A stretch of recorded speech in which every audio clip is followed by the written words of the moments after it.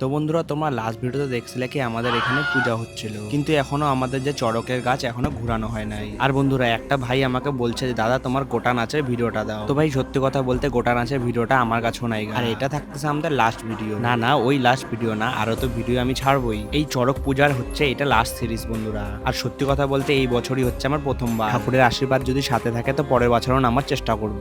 যাই হোক বন্ধুরা, আর কিছুক্ষণের মধ্যে যে আমাদের এখানে কাজও শুরু হয়ে যাবে গা। এত আনন্দ, এত কিছু বন্ধুরা সব যে একবারেই শেষ হয়ে যাবে। সত্যি কথা বলতে বন্ধুরা, আমি তো এখনো বিশ্বাসই করতে পারতেছি না। যে ছেলে একদিনও বাড়িতে নিরামিষ ভালো করে খাইতে পারে না, ওই ছেলে দেখি এখানে এক সপ্তাহ কাটাই দিল। আর ওই ছেলেটা আর কেউ না বন্ধুরা, সেটা হচ্ছে আমি। আর আমাদের এখানে এবারকার চড়ক পূজাটা হচ্ছে একটু অন্য রকমের। আর এখানে সবাই দেখি নানা রকমের ক্যারেক্টার প্লে করতেছে।